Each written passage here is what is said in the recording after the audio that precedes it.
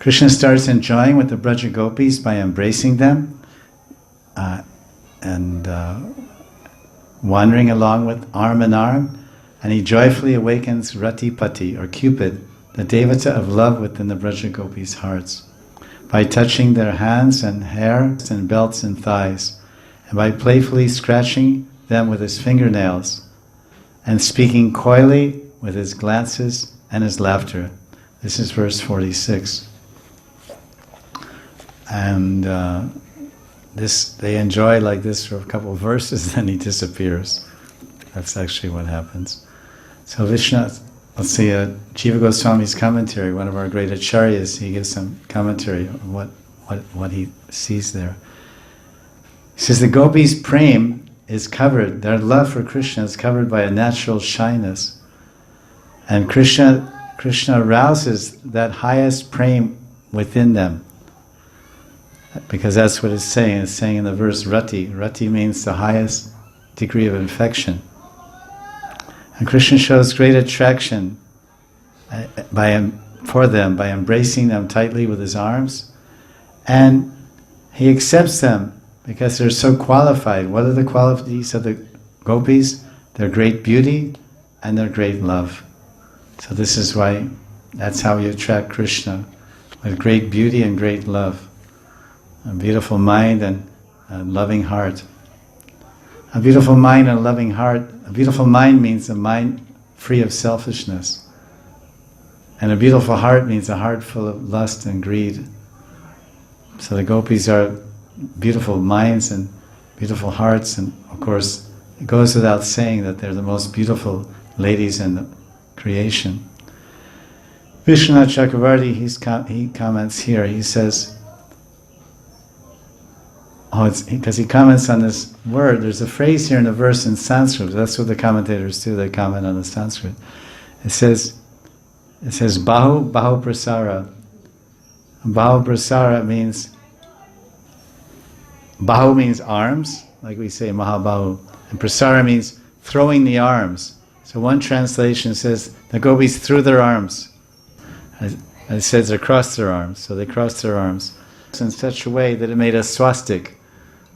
Like a swastik shape. This is that you have a cross like this, and you have a little tail on each part going in a clockwise way. That's called it's an auspicious symbol. Like you have a triangle, a vertical triangle that represents the Purusha, and then you have this type of triangle that represents the Shakti. This represents the man triangle. So when you put them together, two triangles, that's a particular yantra. It's like a mudra for Durga is this, like this, and like this.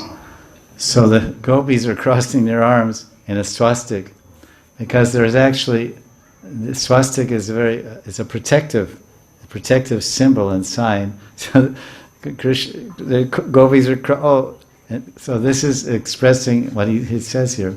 He says they cross their arms like a swastik shape. This means, and then Krishna has to open up the gopis' arms in order to embrace them, because if he's more attracted and he feels more happy, then they feel more happy.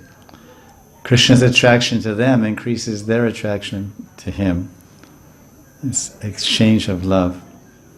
So then he touches them and caresses them and fondles them, and they relish his embraces. With his glances and smiles and funny words, Krishna incites his and their amorous desires. The phrase is there, Ratipati. And this way Krishna enjoys with each and every gopi. So now a question may come. He says, how can Krishna enjoy with millions of young women on a very small banks of a river Yamuna, and there's no privacy or no love beds available? So he asks a question. It's so small, how is it possible? Then he says it's possible.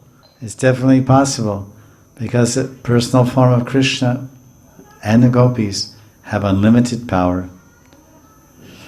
He says even a piece of land, even a piece of land in Vrindavan, as small as a sesame seed, tilka bija, just a small sesame seed, it can expand into a vast area.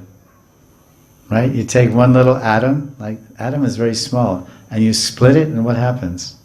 A huge mushroom cloud, and a huge explosion, and millions of people die by splitting one atom. One atom you have to see an electron microscope. If you split it, you blow the world up. That's from the microcosm to the macrocosm, from the finite to the infinite, from the smallest particle. So if scientists can do that with atoms, why can't Krishna do that with his Leelas, or with Vraja-bhumi, or with the Rasa Mandala? If you can take an atom and expand it so much that you blow up